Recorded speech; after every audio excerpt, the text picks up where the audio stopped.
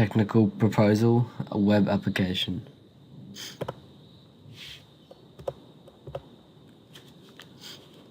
This mind map discusses the problem that's being explored through the deconstruction of main points that are required to meet the success criteria. The game has to meet the age demographic, be accessible for online users, and has to be an educational board game. This slide demonstrates the difference between the task and the game criteria. In order to determine that the game is successful, one must recognize the personal, social, and economic impacts, recognizing the accessibility, effectiveness, safety, utility, and learnability. Symbolize ideas for a user interface using sketches, diagrams, and schematics to explain the user's experience and usability principles. Identify human needs and wants, constraints, limitations, user requirements, and technical issues, and create a low-fidelity prototype solution. The age demographic for this game is between the ages of 8 to 12 years old, depending on the child's level of development. The reason I chose this age demographic is because after asking a math teacher, I found out that children begin to learn division and multiplication, the more advanced maths in years 4 to 6. This meets with my age demographic, which will increase the overall use of the game and the relation the students will have with their current learning abilities. Overall, this game will assist in furthering knowledge in patterns, numerals, problem solving, and number sequencing. Hardware and software. The game is a digital based, meaning it will require a piece of digital equipment to play on. I've chosen to run it on a laptop or PC because a lot of children have access to this device if it's their parents or the school provides a computer room. Instead of being an app, this game will be an internet-based, meaning a stable connection to the internet is required. It will be runnable on any and every web-based browser, such as Internet Explorer and Google. This game will not be taking up as much data as it is very small and basic, so parents and schools won't have to worry about internet usage. Unfortunately, it is unable to perform on phones, but we will be working towards that. Usability. This game has clear instructions into how to play, which is provided below the actual game under the title rules. Displayed on the homepage is a title, game homepage, and rules section.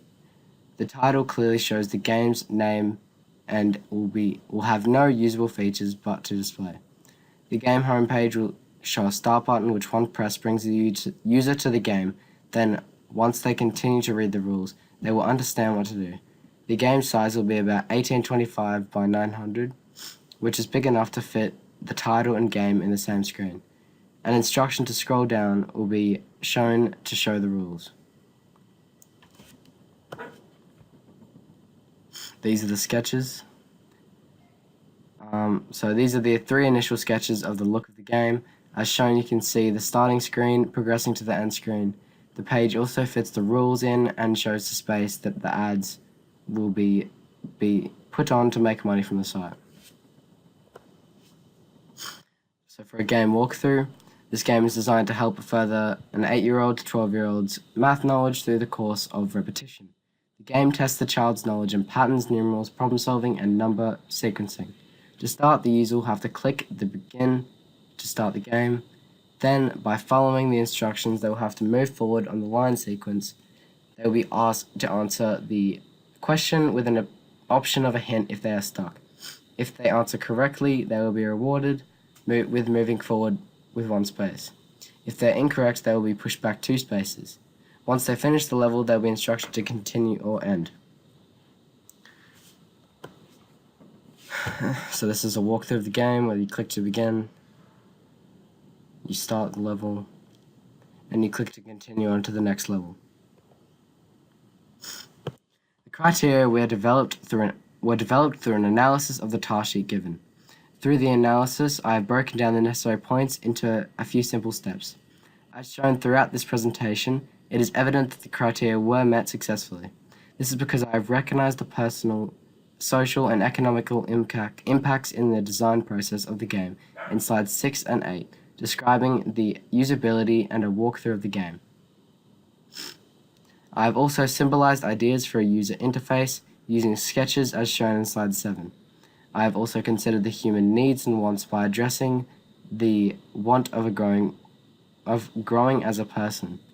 Some children may not be developed enough to understand this, but it is part of their learning which they will be grateful for when they are older. I also addressed the issue that a user has requirements when considering playing a game. In this case, the user must benefit from playing this game. This is met considering the game is math-based and can definitely help with its use of repetition of math. The game criteria is there so the client is happy with the product. In this case, the criteria consisted of a new concept of an existing game, student age demographic, and furthers mathematical knowledge of a student. These criteria are all met successfully when considering the game mechanics and design. This is evident because it is a new concept of a game, it meets the required age demographic and their development in math, and it is clear that it will further a child's mathematical knowledge. In evaluation, I believe the game did achieve its purpose considering that I felt I met the criteria accurately and successfully. What could be further developed is a game that has a lot more features, exploring the storyline possibilities. Thank you.